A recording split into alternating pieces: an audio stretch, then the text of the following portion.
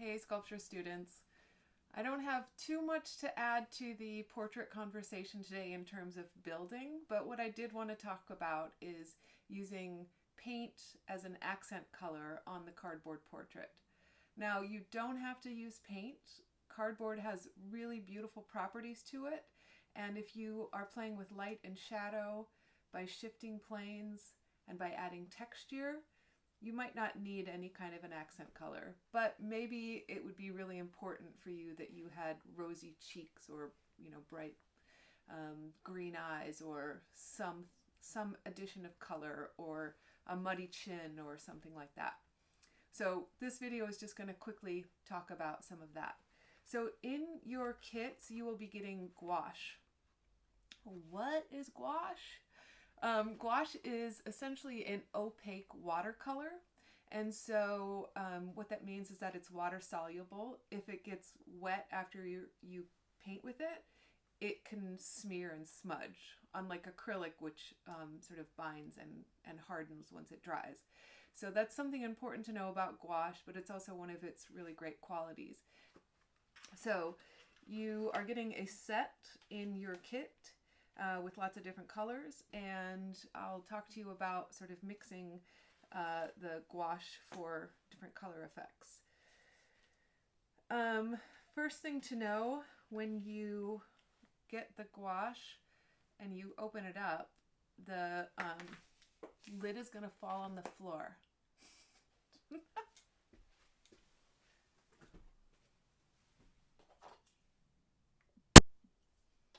Okay, I found the cap. It's really hiding. But the cap is important. One, so that it can keep the gouache from drying out, but two, because it has a little pointy tip on the inside of the top of the lid. And this is important because when you first open up the gouache, and I don't know if you can see this, it's totally sealed shut. I can't squeeze it and get anything out. So I could totally poke it with a nail or a pin, but the caps have this little point and you just puncture it and then the gouache is ready to come out.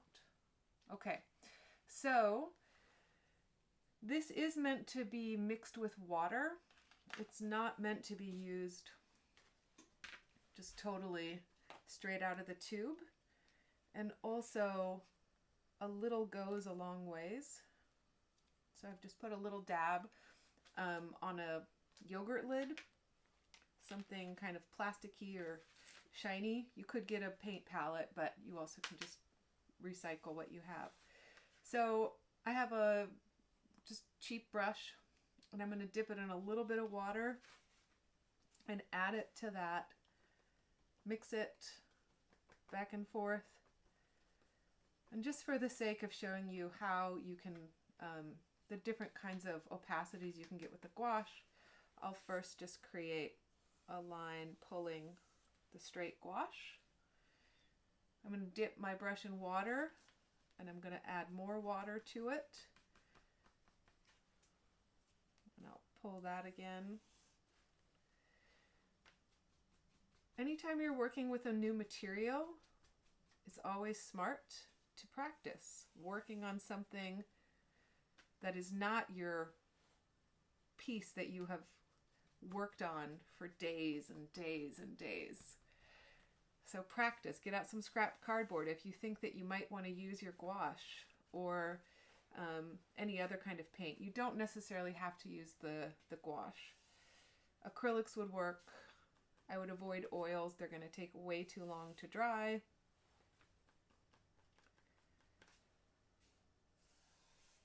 You could use glue and coffee if you needed some stubble. So again, I'm just adding water every time. And this is just to sort of show you the transparencies that you can get within the gouache.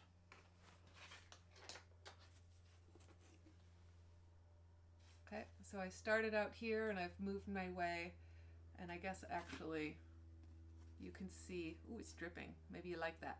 But this was where I started with my brush stroke and then pulled it. So usually it's a little darker at the top and a little lighter at the bottom. But yeah, you can add more water and let it drip and get that effect. You could paint it, and then because it is water soluble, you could go ahead and wipe a little bit away. You could even sand some of it if you wanted a little bit more of a distinguished effect, or something that you could play with just a little differently. You can mix colors in the gouache, although the set does have 14 colors, so there's a lot of variation in there already.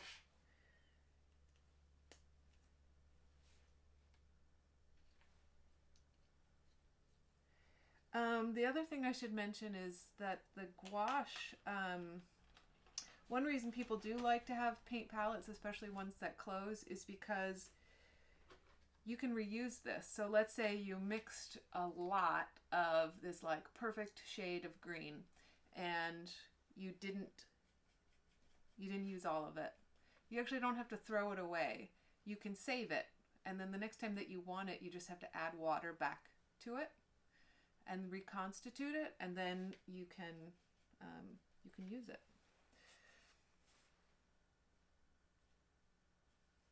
So as you can see, I don't really know what I'm doing here, but I'm just kind of having fun playing. I've added a little bit of blue to my white, so I'm making a tint of the blue, so it's not quite as dark. But if I just use the blue straight up, then I get a more bold color.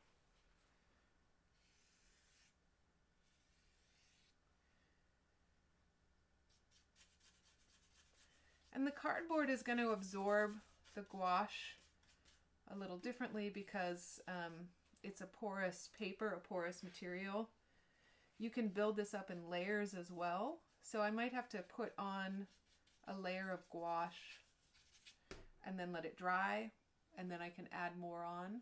Although because gouache is water soluble, if you let it dry and you go to brush more on, it might actually smear it in different ways. So this is where experimentation is super important, and something for you to play with to see whether you like the effects. So I decided to do some experimenting with the eye that I demonstrated in the prior video. So I pulled out some blue to paint the iris of the eye blue. I pulled out some white to try to get the eye a little whiter, made it a little brighter, decided that was too bright, wiped it away with a paper towel. That's the nice thing about gouache, is that, as I said, you can layer it and remove it as well. And so I just kind of want to give it a soft effect, I don't want it to feel so cartoony and painted. I decided I needed some pink eyeshadow. Don't tell any of your painting friends I used black straight out of a tube. But I'm trying to just give it a little more visual depth. I decided that this little lady was really tired. And so I did add some more graphic lines, kind of cartoony lines. But then I later went in and kind of smudged them and smeared them so they didn't feel so kind of drawn on.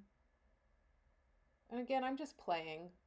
That's the nice thing about having this little experiment, is that I can see what I can do and what I like.